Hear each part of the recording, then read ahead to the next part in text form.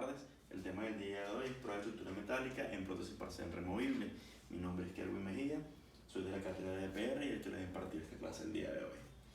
El contenido de la clase va a estar basado específicamente en lo que es el instrumental de la prueba de estructura propiamente dicha, la secuencia del procedimiento y la evaluación del diseño de la estructura como tal. En cuanto al instrumental, ¿qué instrumental debemos tener para esta estructura?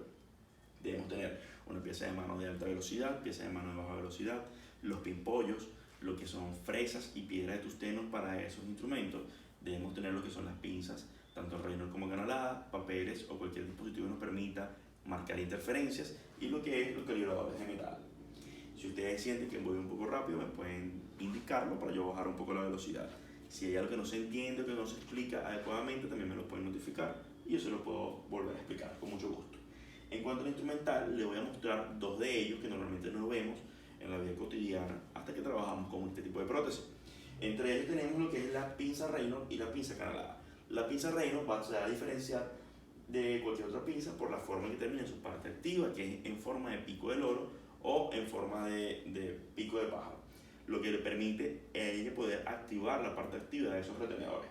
Mientras que la pinza recta o la pinza acanalada va a tener dos porciones o dos elementos, una que va a tener forma cóncava y una convexa, que ella permite poder adosar o contornear bien lo que son los retenedores para así poder seguir los contornos de esa estructura dentaria.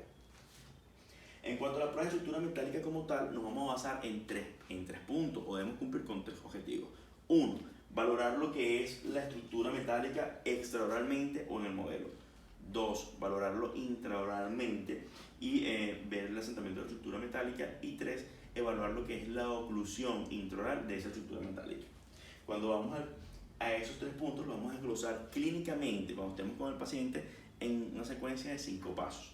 La primera es inspección visual, evaluación del diseño de la estructura, adaptación del modelo de trabajo, ajuste de la estructura en boca y lo que es la oclusión. En la inspección visual, que sería el primer paso, ¿qué consideran ustedes que deberíamos observar o deberíamos presenciar cuando estamos realizando este procedimiento? Ver que no tengan irregularidades o porosidades en la estructura metálica. ¿Qué más? Que esté pulida, que sea brillante. Ok, entre eso que tú mencionas o que ustedes mencionan, esos se encuentran dentro de estos puntos, pero vamos a ir desglosando cada uno. Entre ellos detectar burbujas y porosidades, vamos a evidenciar que no existan porque eso puede lacerar o lastimar los tejidos, además interferir en la entrada y la salida de la estructura. Vamos a observar los grosores que cumplen con todos los grosores específicos para que así evitemos lo que es fracturas o un exceso o un abultamiento de esa estructura. El ahusamiento de los brazos. ¿Qué es el ahusamiento de los brazos? El ahusamiento de los brazos consiste en el adelgazamiento, es decir, de lo más grueso a lo más delgado que debe recorrer ese brazo y la forma que debe tener para que se cumpla con la función. Observar la línea de terminación externa e interna de la prótesis, que es lo que va a hacer contacto con el acrílico y con los dientes, de manera que ellas cumplan con los parámetros adecuados, el grosor indicado y la calibración perfecta para que así no genere interferencia con los tejidos. El pulido de la superficie. La superficie de la estructura deben estar lisas y pulidas totalmente para que no laceren los tejidos en boca. Verificar las zonas de alivio y detectar zonas de desgaste en el modelo, ya que si esa estructura contacta o visualizamos que está contactando, me puede generar estos desgastes. Cuando vamos al segundo paso, que es la evaluación del diseño de la estructura metálica y la adaptación en el modelo, vamos a evidenciar lo que visualizamos, cómo nos afecta en ese modelo. En este caso, si tenemos el ajuste exacto del modelo porque no hay interferencia, esa estructura debería estar en íntimo contacto con el modelo, no debería existir una separación.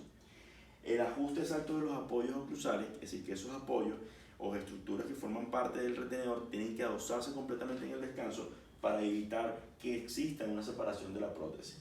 Un íntimo contacto con el conector mayor, con lo que es el modelo, debemos evitar lo que son las zonas de desgaste o detectarlas en el modelo, ya que si en el modelo existe un desgaste, eso va a permitir que haya una mayor compresión de los tejidos o de las zonas, estructuras que se encuentran en boca. Los alivios de la barra lingual de los tejidos blandos. ¿Por qué debemos tener alivio? Porque si esa estructura está comprimiendo en el modelo, en boca la compresión va a ser mayor, lo que nos va a generar dolor o una laceración de los tejidos. En cuanto al pulido de la superficie de la estructura, debe ser totalmente lisa, totalmente pulida, con bordes redondeados y evitar cualquier ángulo o borde filoso porque puede lastimar los tejidos. Pasamos a lo que es el ajuste intraoral. visualizamos, vimos en el modelo y pasamos a boca. Cuando pasamos a boca, esos detalles que observamos ya y que volvemos en el modelo, debemos evitarlos en boca. ¿Ok? Entonces primero, vamos a localizar las interferencias. Ya en las interferencias nosotros evidenciamos, cuando lo vimos en el modelo, vamos a ver que no nos afecten en boca.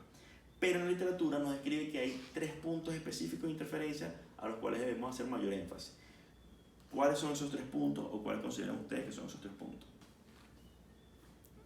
Conector menor. La superficie interna del conector menor. ¿Qué más? Como la porción del brazo reciprocador. Ok, podemos definir eso como el hombro del brazo, ¿okay? El comienzo del brazo, que es lo que se conoce como el hombro del brazo retentivo. Y por último, que sería el tope. Aquí les muestro una imagen de los 3 elementos para que más o menos se familiaricen. Donde tenemos aquí parte interna del conector menor, que es la porción que va a contactar con lo que es la mucosa y la estructura dentaria, debajo de los topes, que es la porción que nos va a definir lo que es el inicio del retenedor, y la porción del hombro que se une con el conector menor y con el tope. Son las zonas de interferencia. ¿Qué debemos de tener para detectar zonas de interferencia? Tenemos papel articular, lo que es pasta reveladora como pasta cinquenólica y pasta con grasa vegetal, que nos va a mostrar justamente esas zonas que tienen contacto con las estructuras bucales, para así evitar que esas zonas compriman los tejidos y poder disminuirlas con los instrumentos que nombramos anteriormente. Entre ellos vamos a tener las piedras de tusteno o piedras de carborundum, que nos van a permitir reducir o rebajar esas zonas de interferencia. En los ajustes o apoyos oclusales debemos ver o chequear oclusión de manera que ellos no interfieran y que el adosamiento de ellos sea el adecuado. En cuanto al ajuste de oclusión, que era el último elemento de la secuencia de 5 pasos, ¿qué vamos a ver? Vamos a ver cómo es el contacto de la oclusión entre los antagonistas con una estructura metálica colocada en boca, para así observar que no hay ninguna interferencia. En conclusión, ¿qué debemos tener entonces para realizar una prueba de estructura metálica? Debemos tener el instrumental adecuado, como lo mencionamos antes. Debemos cumplir con 3 objetivos, que es la visualización de esa estructura en el modelo, lo que es la visualización y la evaluación intraoral, y lo que es la oclusión, que la vamos a dividir en una secuencia de 5 pasos. ¿Sí? Una vez sabiendo esto y obteniendo esto, lo llevamos a la clínica y podemos lograr lo que es una prueba de estructura adecuada.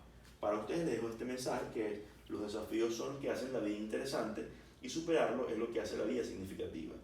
Joshua Marino, muchas gracias por su atención.